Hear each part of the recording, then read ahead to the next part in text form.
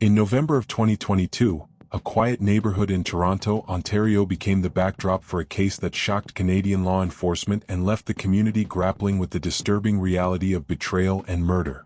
The victims, Michael Henderson, 38, and his wife Laura Henderson, 35, were described by neighbors as an ordinary suburban couple who lived in a modest home and kept to themselves. To the outside world, their lives appeared stable. However, evidence later revealed that behind the facade of domestic normalcy, a dangerous secret had been building for years. Investigators determined that Laura Henderson had maintained an ongoing relationship with her ex-husband, Daniel Ross, even after her marriage to Michael. Records, including phone logs and digital evidence, showed that Laura and Daniel had been in continuous contact since before their respective divorces were finalized. The affair, concealed from Michael, had stretched across multiple years and played a decisive role in the tragic events that unfolded. Laura and Daniel's previous marriage had ended poorly. Court records highlighted disputes over finances, property, and frequent accusations of infidelity. Their divorce had been finalized 3 years earlier, and friends of Laura believed she had permanently separated from Daniel. In reality, she had not. The affair remained hidden not only from Michael but also from Daniel's second wife, Claire Ross. Claire and Daniel had divorced approximately 1 year before Laura and Daniel's final separation. Claire later admitted during police interviews that she discovered the ongoing affair by accident. While sorting through Daniel's personal belongings, she found an old mobile phone that still contained active message threads. The messages revealed years of secret meetings, overnight stays in hotels, and direct references to Laura's marriage to Michael. Investigators later confirmed that the affair between Laura and Daniel had been active throughout both of their marriages, creating a layered web of deceit. The information proved significant because it established a long-term pattern of betrayal that directly influenced motive. Michael Henderson appeared to be unaware of any of this. According to colleagues and family, he often spoke positively about his marriage. He worked long hours in an engineering firm but made efforts to spend weekends at home. Friends described him as trusting, reliable, and the kind of man who never suspected the worst in people. For Michael, there were no signs that Laura was leading a double life. For Claire Ross, however, the discovery was devastating. Sources close to her described her initial reaction as one of humiliation and anger. She did not immediately confront the couple publicly, but she retained the information and began to watch the situation closely. Prosecutors would later argue that this period of silence marked the beginning of a calculated response rather than an impulsive one. Over the following weeks, Claire and Daniel maintained intermittent contact. Though their marriage had ended, they were bound by shared resentment and unresolved emotions. Surveillance footage and phone records presented at trial later showed that they met privately on several occasions. While the exact content of those meetings remained unknown, investigators concluded that the conversations shifted from personal conflict to something more coordinated. The Henderson household, during this same period, followed its routine pattern. Michael continued his work schedule, often leaving early in the morning and returning in the evenings. Laura worked primarily from home, occasionally leaving for what she described as client meetings. Neighbors reported no signs of distress in the marriage, no unusual behavior, and no disturbances at the residence. The Hendersons presented as ordinary, blending into the neighborhood without suspicion. Behind the scenes, however, tension was escalating. The overlapping relationships had created a volatile triangle that expanded into a square. Laura bound between her current husband and her former one, Daniel consumed by obsession, and Claire simmering with resentment. Detectives later summarized this configuration as a perfect storm of betrayal, anger, and misplaced loyalty. Digital evidence became critical in reconstructing this stage of the case. Investigators obtained thousands of text messages between Laura and Daniel, many of which demonstrated that their relationship remained highly active even after Laura married Michael. Certain messages contained explicit references to Michael being unaware, reinforcing the depth of the deception. The content of these communications also revealed Daniel's fixation on reclaiming Laura permanently, regardless of the consequences. Claire Ross's role shifted during this period from victim to participant. Financial records showed she purchased items later linked to the crime, including gloves and duct tape. Investigators argued that these purchases indicated premeditation. Though the items themselves were legal, their timing in relation to the murder timeline was significant. In preparing the case, prosecutors highlighted how each of the four individuals represented a different part of the dynamic. Michael, unaware and vulnerable; Laura, engaged in long-term deception; Daniel, driven by obsession; and Claire, transformed by anger into an accomplice. Together, their lives intersected in a way that would eventually turn fatal. Law enforcement later emphasized that the seeds of the crime were sown long before any physical violence occurred. The years of hidden communication between Laura and Daniel formed the foundation. The discovery by Claire acted as the trigger. The involvement of both Daniel and Claire in a shared plan demonstrated the final step from motive to action. By early December, the situation had shifted irreversibly. Laura continued her routine, maintaining the appearance of a committed spouse to Michael. Daniel maintained contact with her while quietly coordinating with Claire. And Michael remained entirely unaware of the danger surrounding him. On the surface, the Hendersons' neighborhood remained calm. The couple decorated their home for the holidays, attended small gatherings, and prepared for the winter season. Yet beneath the appearance of normalcy, a plan was already forming that would destroy the family and make the residents the focus of one of Toronto's most disturbing double homicide investigations in recent memory. By mid-December 2022, the Henderson case had moved from years of hidden infidelity into the active stages of conspiracy. The investigation would later reveal how Daniel Ross and his ex-wife, Claire Ross, shifted from private resentment to coordinated planning. Digital evidence, surveillance records, and purchase histories reconstructed how the decision to commit murder evolved in detail. The first major development occurred shortly after Claire discovered the extent of Daniel and Laura's ongoing affair. Instead of severing all ties, Claire continued to engage with Daniel privately. Cell tower data placed the two in the same locations multiple times, most notably in parking lots, back roads, and isolated areas near Daniel's apartment complex. Detectives later concluded that these meetings were used to discuss and refine their response to Laura and Michael Henderson's marriage.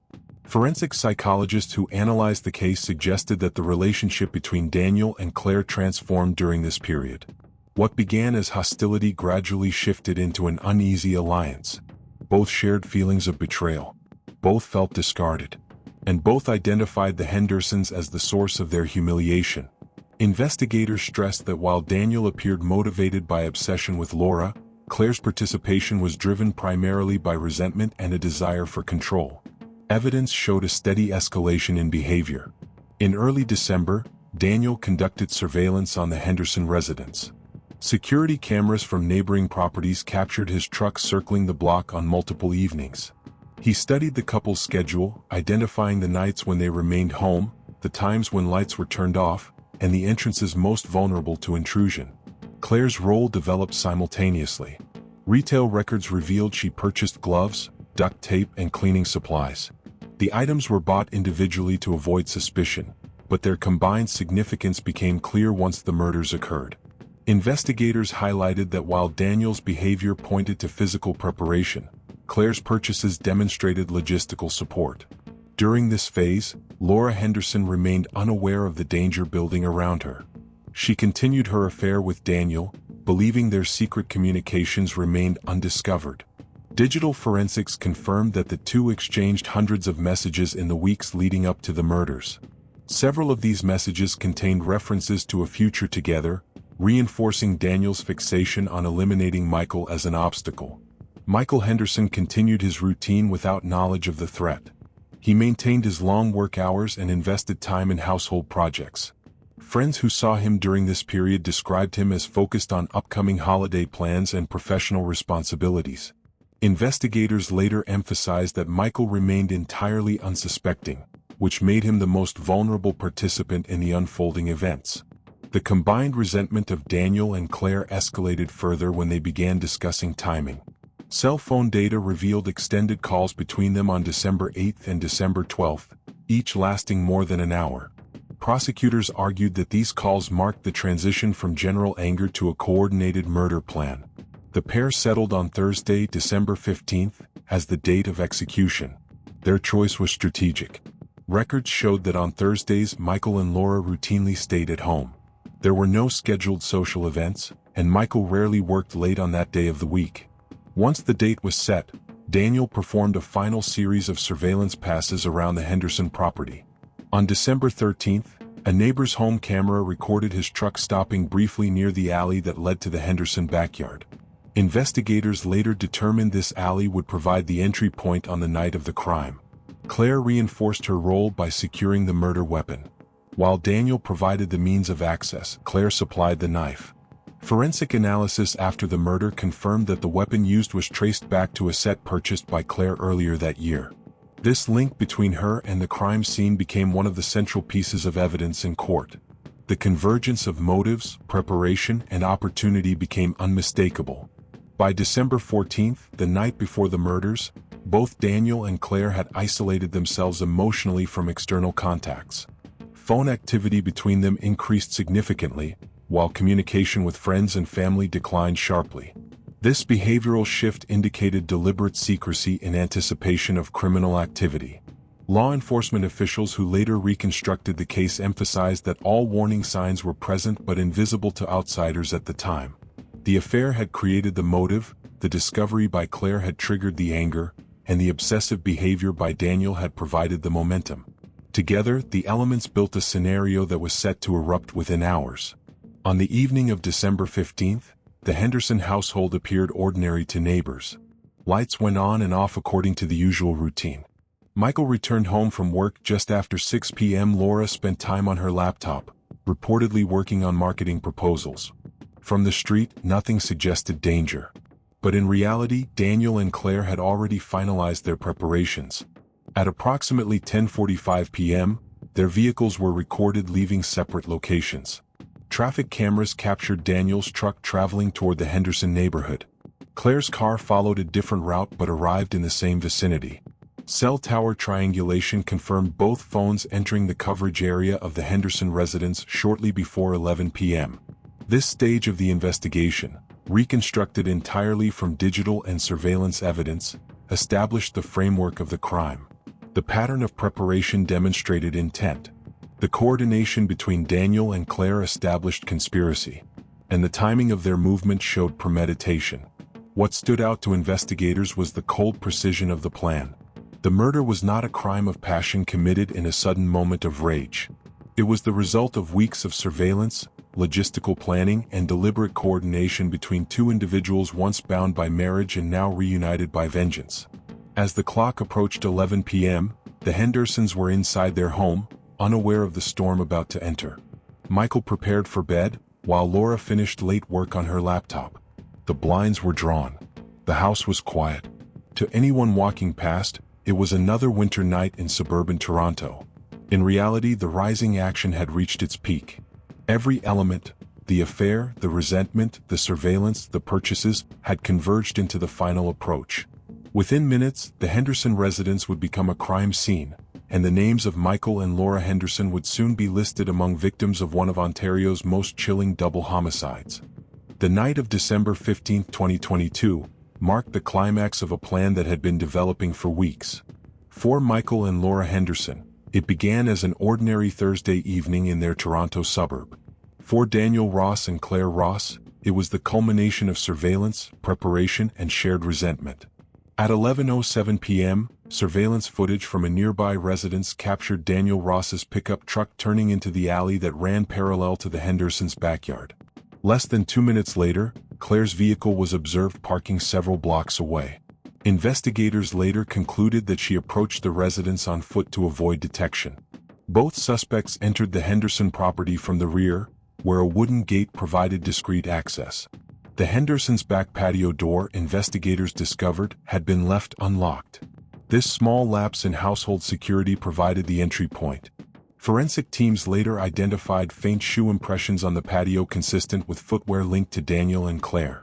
No forced entry marks were found, supporting the theory of unlocked access. Inside, Michael Henderson was still awake. Evidence suggested he had fallen asleep briefly on the living room couch while watching television. A mug with traces of coffee residue was found on the side table, and the television remained powered on when authorities later processed the scene.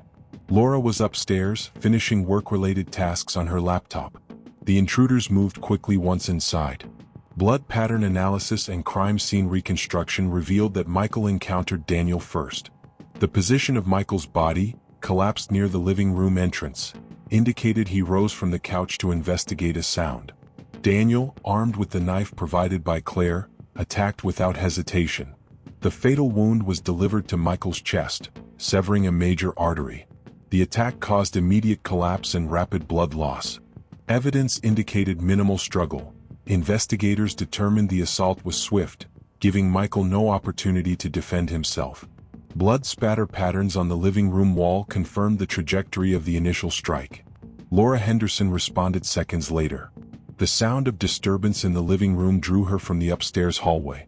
Crime scene analysis placed her at the top of the staircase before descending toward the commotion. Her laptop remained open on the bed, a document partially typed, indicating she had been interrupted abruptly. As she reached the lower floor, Laura encountered Claire Ross. The confrontation occurred in the hallway connecting the staircase to the living room. Blood evidence established the sequence. Claire engaged her directly, stabbing her in the abdomen. Laura collapsed, leaving drag marks on the hardwood floor as she attempted to crawl toward Michael. The proximity of the two victims at the time of death became a defining image of the case. Both bodies were discovered within feet of each other, Michael in the living room and Laura in the adjacent hallway. Investigators determined Laura survived for several minutes after the initial attack, as indicated by the pooling of blood and handprints on the floor showing attempts to move. Daniel and Claire remained inside the residence for less than 10 minutes. Their actions were deliberate and focused solely on eliminating the victims. No valuables were stolen. No attempt was made to disguise the scene as a burglary. The violence was personal, precise, and consistent with premeditation. At approximately 11:17 p.m., neighbors reported hearing faint noises but dismissed them as routine household activity. No calls to emergency services were made at that time. This lack of immediate response allowed Daniel and Claire to exit undetected. They retraced their entry path, leaving through the back patio and departing separately. Daniel returned to his truck in the alley, while Claire walked back to her parked vehicle several blocks away. The murder weapon, later identified as a kitchen knife from Claire's residence, was disposed of shortly after. Investigators traced its final location to a storm drain, where forensic teams eventually recovered it. Blood traces on the blade matched both Michael and Laura Henderson. DNA analysis confirmed Daniel's fingerprints on the handle, with Claire's partial prints also present. Inside the Henderson home, silence returned. The television continued playing. Laura's laptop screen eventually dimmed. The only evidence of the night's violence was the blood spreading across the floors, the bodies of Michael and Laura, and the absence of any sign of forced entry. The discovery of the crime did not occur until the following morning. A co-worker of Michael's, concerned when he failed to arrive at an early meeting, attempted to reach him by phone. After multiple unanswered calls, the co-worker contacted police for a welfare check. Officers arrived at the Henderson residence shortly after 9 a.m. on December 16. What they found inside was described as one of the most brutal domestic crime scenes in recent Toronto history. The victims were located in close proximity, their deaths marked by extensive blood loss. Investigators immediately recognized the personal nature of the killings. There was no evidence of theft, no signs of ransacking, and no indicators of a random intrusion. The violence was targeted. Forensic teams spent more than 12 hours processing the Henderson residence. Blood pattern analysis, shoe impressions, and the recovery of digital devices provided the foundation of the case.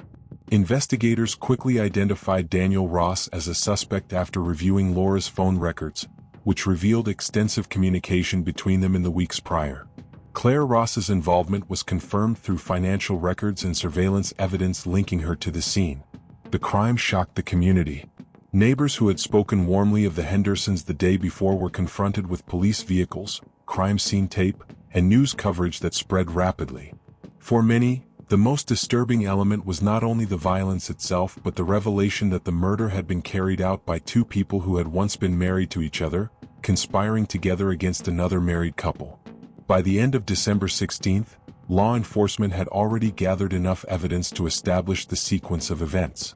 Michael Henderson had been the first victim, ambushed in his own living room. Laura Henderson, drawn into the chaos, had been attacked next. The killers had entered silently, struck quickly, and left within minutes, leaving behind no sign of struggle beyond the victims themselves.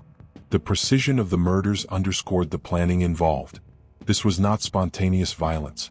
It was the deliberate execution of a conspiracy driven by obsession, resentment, and betrayal. For investigators, Part 3 of the Henderson case marked the transition from unanswered questions to a clear narrative. Two people once bound by marriage had reunited, not in reconciliation but in vengeance, choosing murder as their solution. The discovery of Michael and Laura Henderson's bodies on the morning of December 16, 2022, immediately triggered a homicide investigation by Toronto Police Service's Major Crimes Unit.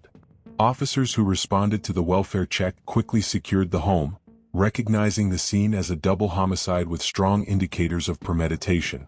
The absence of forced entry, the close-range attacks, and the lack of stolen property pointed investigators toward a personal motive rather than a random act of violence. Detectives began reconstructing the victim's final hours. Michael was last seen leaving his office at approximately 5:30 p.m. on December 15. Laura Henderson had been active on her laptop until just before 11 p.m., as indicated by her last saved document. Surveillance cameras in the neighborhood showed no suspicious activity aside from the presence of Daniel Ross's vehicle near the residence. The connection to Daniel emerged within hours of the investigation. Laura's phone, recovered from the upstairs bedroom, contained extensive communications with him. Thousands of messages spanning months detailed their ongoing affair. The content provided investigators with both motive and a potential suspect. In several exchanges, Daniel expressed frustration with Laura's marriage to Michael and referred to a future where the two of them would no longer need to hide. Detectives immediately placed Daniel Ross under surveillance. His criminal record was limited to minor infractions, but his proximity to the victims and history with Laura made him the primary person of interest. When officers interviewed neighbors, multiple witnesses recalled seeing his pickup truck near the Henderson residence days before the murders. This aligned with digital data confirming his phone's presence in the area. Claire Ross's involvement surfaced shortly afterward. Financial records revealed her purchase of gloves, duct tape, and cleaning products in the weeks leading up to the killings. Though the items themselves were common, the timing and combination raised suspicion. Further, surveillance footage placed her vehicle near the Hendersons' neighborhood on the night of the crime. Investigators noted that while Daniel appeared to have carried out the physical attack, Claire's role in preparation and execution was significant. Forensic analysis provided the decisive link. The knife recovered from a storm drain contained blood matching both victims, as well as fingerprints belonging to Daniel and partial prints belonging to Claire. Shoe impressions at the scene matched footwear seized from Daniel's apartment. Trace fibers found on Laura's clothing were consistent with the interior of Claire's car. The evidence established their presence beyond reasonable doubt. On December 18, 2022, police executed simultaneous arrests. Daniel Ross was taken into custody at his apartment in Scarborough. Claire Ross was arrested at her residence on the west side of Toronto. Both were charged with 2 counts of first-degree murder and conspiracy to commit murder. They were remanded into custody pending trial. The case gained widespread media coverage across Canada. Headlines focused on the unusual dynamic: an ex-husband and ex-wife conspiring together to murder another married couple. Public interest grew as more details of the affair emerged, revealing that Laura and Daniel's relationship had spanned years, overlapping both of their marriages. The narrative of betrayal, obsession, and vengeance captivated national attention. The trial began in September 2023 at the Ontario Superior Court of Justice. Prosecutors presented the case as a deliberate, calculated killing motivated by jealousy and resentment. The Crown argued that Daniel Ross, driven by his obsession with Laura, sought to remove Michael as an obstacle. Claire Ross, consumed by humiliation and anger, aligned with him to destroy both Laura and Michael. Together, they executed a plan with precision and intent. Evidence presented to the jury included the recovered knife, surveillance footage, phone records, and financial transactions. Digital forensic experts testified about the thousands of messages exchanged between Laura and Daniel, demonstrating the depth of their ongoing relationship. Analysts detailed the phone data placing Daniel and Claire at the Henderson residence at the time of the murders. Neighbors testified about seeing Daniel's truck in the area repeatedly in the days leading up to the crime. The defense attempted to challenge the reliability of the evidence, suggesting that Daniel had acted independently and that Claire's involvement was minimal. However, prosecutors countered with a timeline of purchases, the fingerprints on the weapon and Claire's proximity to the crime scene. The Crown emphasized that both defendants acted together, reinforcing the charge of conspiracy. The trial lasted 6 weeks. Jurors heard testimony from law enforcement officers, forensic specialists, and family members of the victims. Michael Henderson's relatives described him as a dedicated husband unaware of the betrayal he faced. Laura's family, devastated by the dual loss, struggled to reconcile her role in the affair with her fate as a victim of the very relationship she pursued. On October 27, 2023, the jury returned a unanimous verdict. Daniel Ross and Claire Ross were both found guilty of 2 counts of first-degree murder and 1 count of conspiracy to commit murder. The verdict carried a mandatory life sentence without eligibility for parole for 25 years. At sentencing, the presiding judge described the crime as a chilling example of how betrayal and resentment, left unchecked, can escalate into calculated violence. The judge highlighted the extraordinary nature of the case, noting how 2 people once bound by marriage came together not for reconciliation but for revenge, uniting only in the act of murder. The case left a permanent mark on the community. The Hendersons' neighborhood, once described as quiet and uneventful, became synonymous with one of the most disturbing domestic crimes in recent Canadian history. For months, residents spoke about the shock of realizing such violence had occurred in a home that appeared no different from their own. In the broader context, criminologists pointed to the case as an illustration of how overlapping relationships and unresolved conflicts can create volatile situations. The long-standing affair between Laura and Daniel, compounded by Claire's discovery and resentment, produced a sequence of events that ended in fatal violence. By early 2024, the Henderson residence had been sold. The new owners, fully aware of its history, sought to move forward quietly. Yet for many in Toronto, the case remained a reference point in discussions of domestic betrayal and violent crime. The conclusion of the trial brought legal closure, but the story of Michael and Laura Henderson endures as a reminder of how hidden lives, once exposed, can spiral into tragedy. Their deaths, carried out in minutes on a quiet December night, were the final result of years of deception, obsession, and resentment, an intersection of lives that began with marriage and ended in murder.